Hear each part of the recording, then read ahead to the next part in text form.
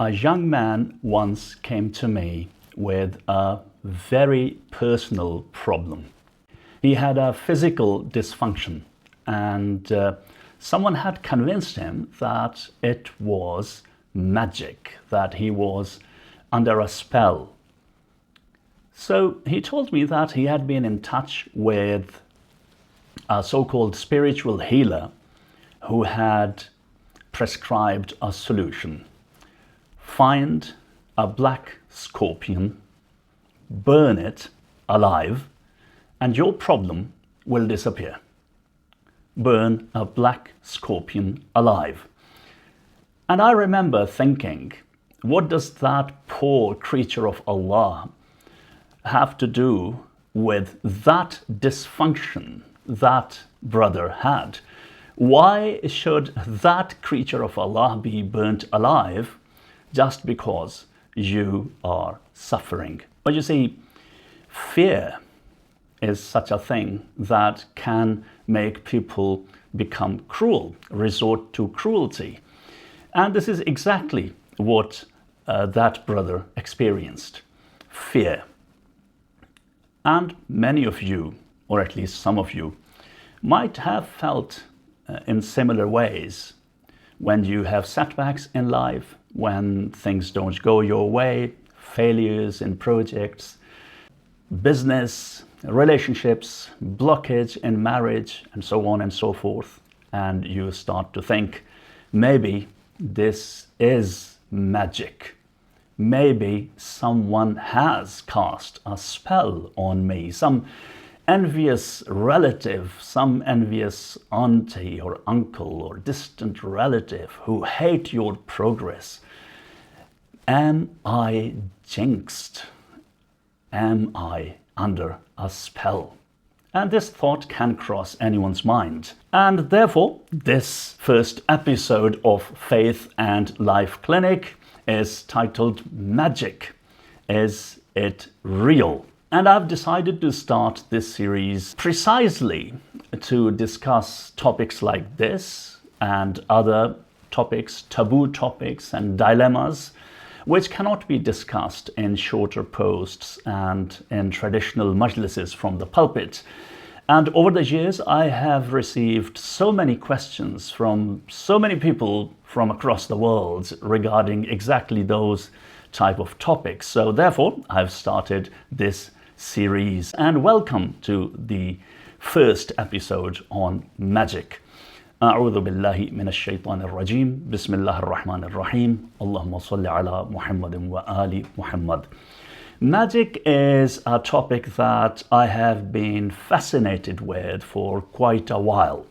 So much so that during my religious studies at Al-Mustafa International University in Qom, I decided to write my master's thesis on this very subject, magic or sihr in the Quran, and I compared two Quranic tafsir, Tafsir Tasneem by Ayatullah Javadi Amoli and Tafsir Mahsanul Irfan by Ayatullah Sayyidah Nusrat Begum Amin, and compared how they looked at magic in the Quran. And that research has pretty much shaped my view on this subject. And this presentation or this talk is going to be based on that, partly based on that, and therefore this talk and my view on this subject is going to be not emotional, not dismissive either, but not exaggerated either. It is going to be, inshallah, Quranic, balanced and grounded. So what you're going to learn during the next, let's say 17 to 20 minutes or so, because after that we will do the Q&A session, inshallah. So first of all, what you're going to learn is what is magic, the definition of it, and in the Quran, how magic appears, what is the term, the Quranic term for magic, and in the light of the tafasir, classical and modern works of Quranic exegesis, what is the definition of magic? Very basic, not very complicated, simple, basic, to set the foundations of this discussion, inshallah. And after that, how does magic work? In the sense that what magicians can and cannot do. Again, on the basis of the Quranic exegesis and the scholarship that is found in different works of great scholars. After that, we'll take a closer and critical look at modern magic issues, the modern issues people feel that they are under a spell, what they actually are. Are they really magic? What is the likelihood of that being magic? And if not, what are those issues? And then in the end, very quickly, how to protect yourself from magic in the light of the Quran and Ahadith, inshallah. And after that, we'll do the Q&A session. So first of all, what is magic? This is a word we all have heard. We also have heard about magicians like Houdini, the famous one. We have heard about stories from the Quran involving magicians such as the magicians of Prophet Musa alayhi salam, the magicians of the people of Fir'aun. So the term for magic that appears in the Quran is sihr. Sihr.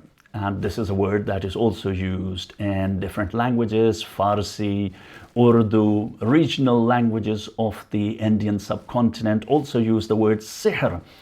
And also they use the word jadoo in Farsi and Urdu. Sihr. When we look at the very basic definition of this word sihr, we learn that the word sihr and the word sahar both have the same root. And as you know, sahar means dawn, the moment of dawn. And there is something very interesting between sahar and sihr, the similarity, the synergy. They say that sahar, the moment of dawn, is that when light and darkness are mixed, you cannot really tell if it is fully light or fully dark. Confusion. And therefore, sihr is also something that entails confusion and mixing of haqq and batil, truth and falsehood, creating confusion. You don't really know what it is. And then Sayyidah Nusrat Amin, the first woman to write a complete tafsir of the Holy Quran from Isfahan, she writes in her landmark work, Tafsir Mahsan al-Irfan, something very interesting. She says that in order for magic to be considered really magic or sihr or jadoo, it has to fulfill two conditions. First, its source has to be completely hidden, unknown, unseen. You don't know where it is coming from. You cannot tell how it happened. You just see it happening. And the second condition is that it is to be done to harm others and hurt others. So that is the very basic definition that we can stick to. There can be several definitions, but this can be a very basic definition of sihr or magic or jadoo. Something hidden, makhfi, concealed. We don't know how it really works, but it is there and it affects people, harms people. When we look at the Holy Quran, sihr and sahir appear many times throughout the Quran. But I'll pick two key episodes from the Holy Quran that talk about two different types of magic. Quite different. The first episode, the times of Musa alayhi salam, when the magicians of the Pharaoh came and they cast their ropes onto the ground and they appeared to be moving, appeared to be like snakes. According to the Quran, they created an illusion and people could not understand what that was. People thought it was snakes. And we learn from different tafasir that it was not really snakes. They did not really turn those ropes into snakes. They just created such an atmosphere that people started to believe it was really snakes. And they also had put, according to some narrations, some matter, some compound, some element, quicksilver, for example, that made those ropes move and make subtle movements, and people thought, oh, it was really snakes. So some sort of words, some sort of hypnotism type environment, and they started to believe, oh, it was really magic. But that is something that affects the perception. That is a rather basic type of magic. And Musa alayhi salam showed his miracle, and the serpent of Musa alayhi salam ate up all those so-called snakes and ropes. So that is the perceptual types of perception-based magic. But then the second type of magic that appears in the Quran, and that is verse number 102 of Surah Al-Baqarah, in which Allah subhanahu wa ta'ala tells us that he sent Harut and Marut, two angels, who told the people of Sulaiman alayhi salam that we are just a fitnah. Fitnah means imtihan, test. We are just a test for you people, and we are going to teach you that magic which can create divisions and quarrels, separation between husband and wife. And we're going to teach you, but the test is that you're not going to act upon it. You're not going to perform it. And they failed that test, according to this verse in the Holy Quran, verse number 102. So that was a real sort of magic, a bit of a reality based. That is not only perception, but that really affects people. It's not simply an illusion. So therefore, magic does exist as we understand according to the Quran, but this real kind of magic is extremely rare. Very, very rare. And extremely few people know how to perform that. Those guys who claim they can perform magic, and those who claim that they can break magic, most of them, an overwhelming majority of those people, are not experts, and they are frauds. They are rookies, they are wannabe witch doctors, they are wannabe magicians. And Sayyidah Nusrat Amin writes in her tafsir, and other scholars also have similar views, that that kind of magic is extremely rare. And this brings me to the second point. So how does that kind of magic that is extremely rare work?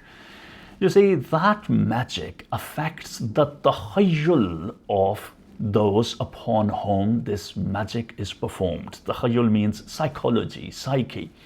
The first one also creates an illusion, but the second one is not only some sort of illusion for a few minutes or so. That is of a more long-term nature that affects the psychology and aql of the one upon whom the magic is performed.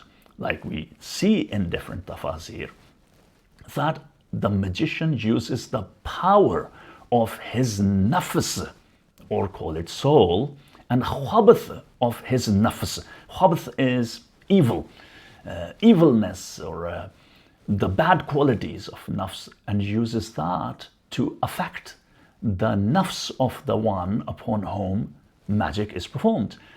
And the nafs of that person and the aql of that person is weaker. The magician has more powerful nafs and aql, stronger nafs, stronger power. And therefore, like Sayyidah Nusrat Amin writes explicitly, that magic works on weaker nufus, weaker souls, weaker uqul, weaker intellects. Those people who are already superstitious, already are inclined towards superstitions and magic, and have tendencies to be sometimes over superstitious and borderline schizophrenic. They fall prey to those magicians. But again, this magic is extremely rare.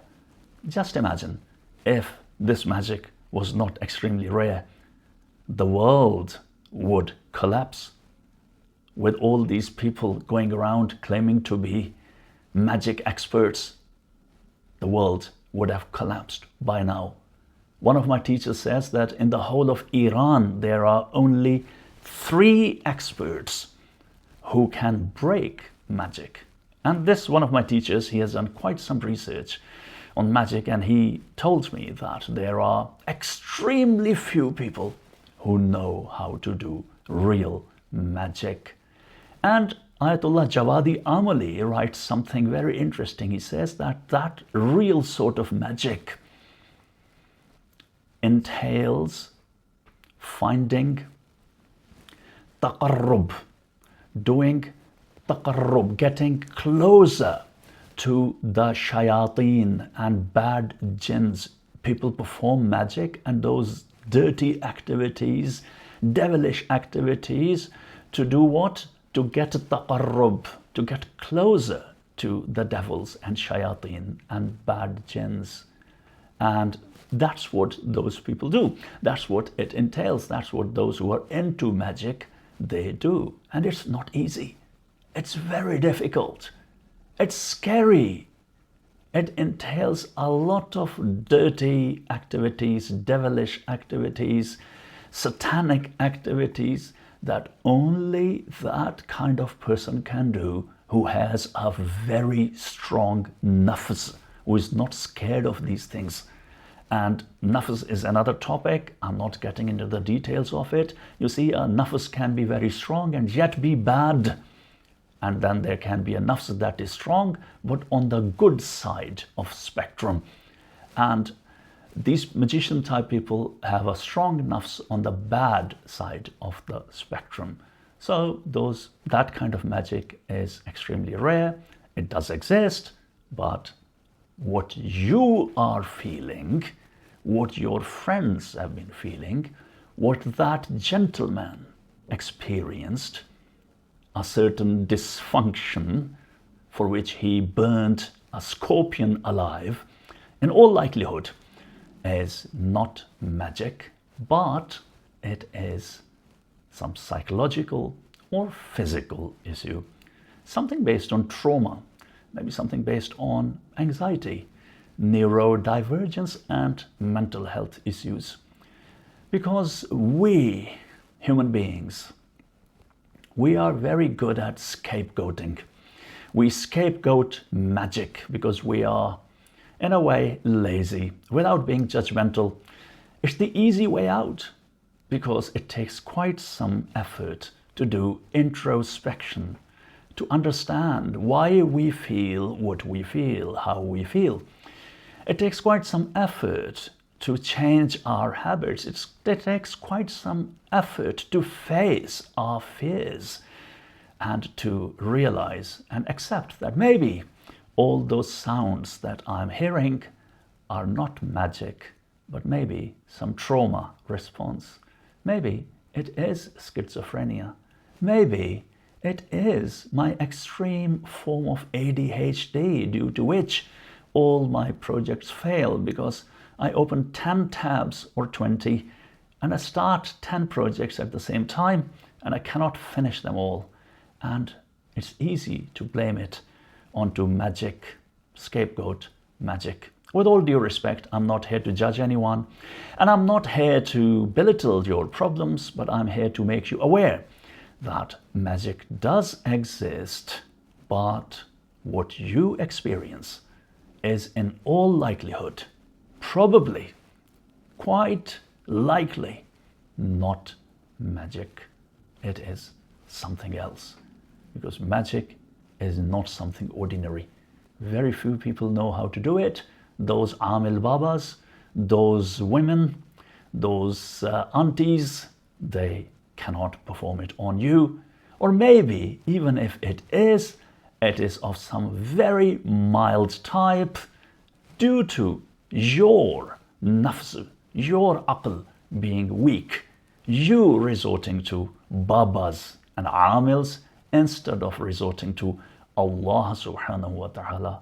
He says clearly, in verse 102 of Surah Al-Baqarah that they cannot hurt you.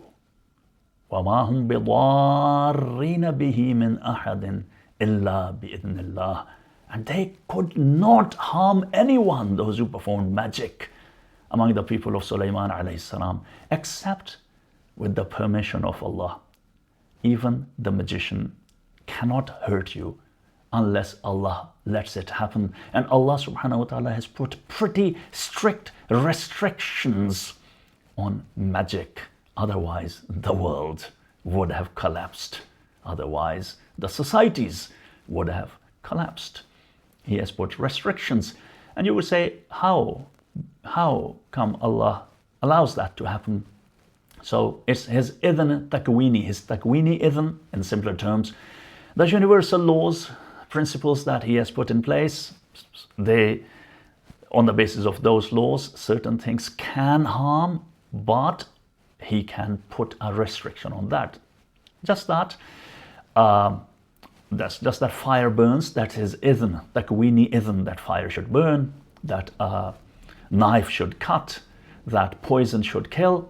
That is his idhn takwini. Similarly, magic can hurt others, but whenever Allah subhanahu wa ta'ala wants, he does not let magic affect human beings, and he can take the effect of magic out of it. And this brings me to the last part, which is how to protect ourselves.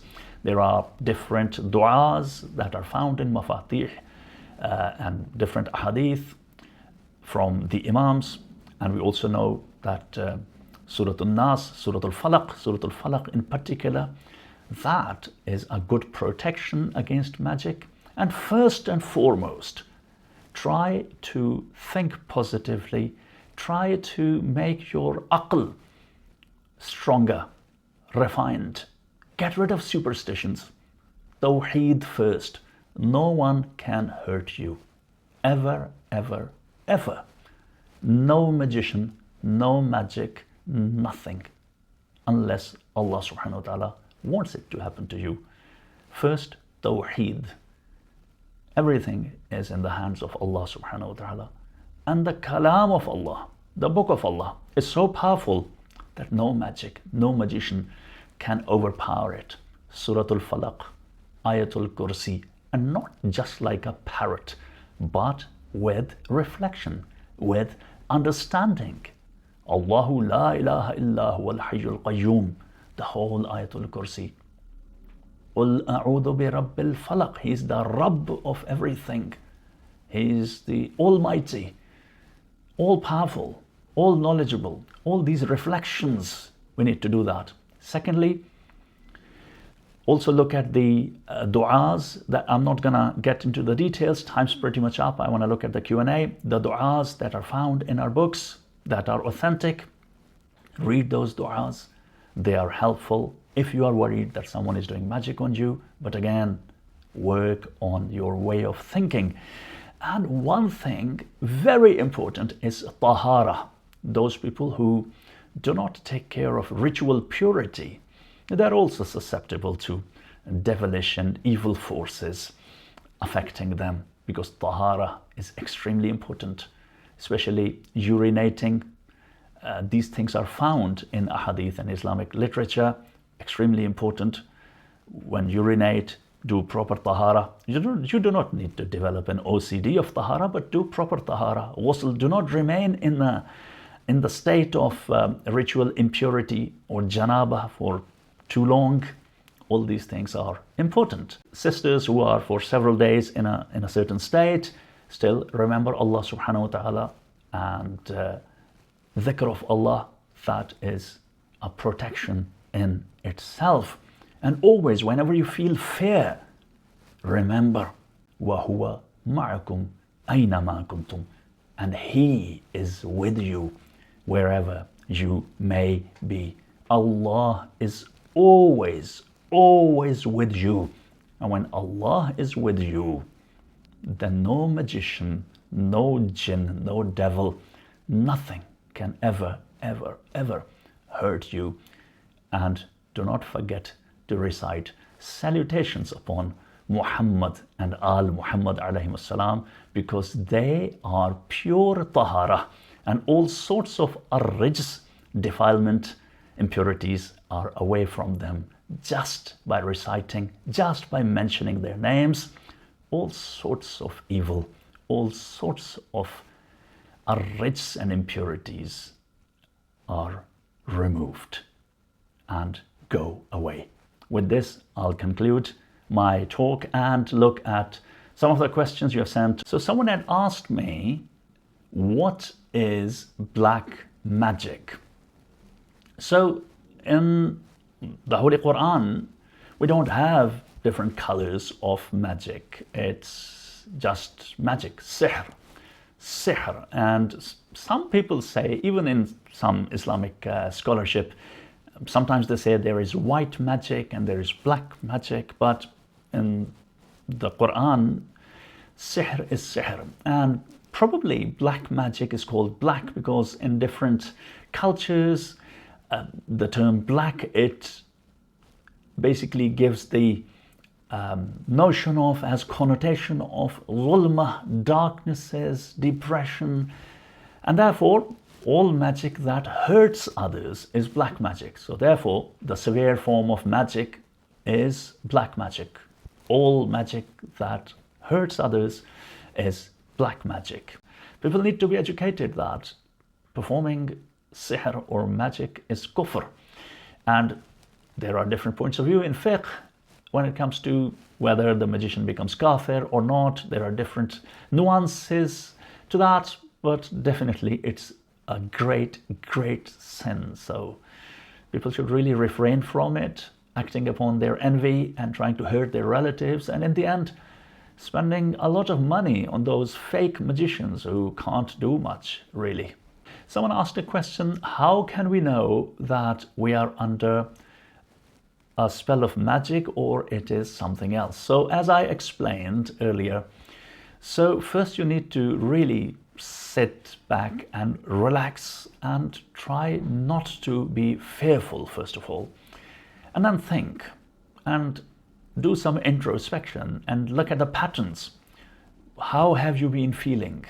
Have you seen something extraordinary? Have you seen something tangible in your house?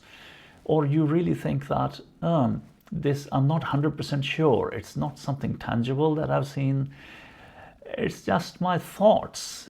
And you're not 100% sure, then more likely it is psychological and not magic. And as I said, real magic, it is extremely rare. It does happen, and I don't know what you are dealing with, what you are suffering from. It could be real magic if someone could find a real magician, but even that can be broken with those du'as. But you need to be honest to yourself, and you need to look at the patterns for the last 10 years, 15 years, 20 years. Think about it and maybe seek help from some mental health expert, a psychologist, and go and then tell them how you feel, and maybe get some therapy and medication and see, do your symptoms improve? If they do, then definitely it is psychological. It wasn't magic.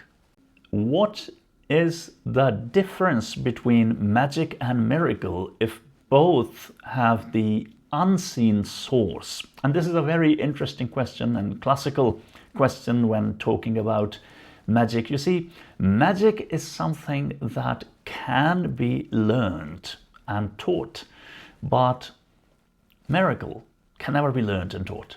Miracle is something that Allah subhanahu wa ta'ala gives to his slaves, to the messengers, ma'sumin, without having to learn it.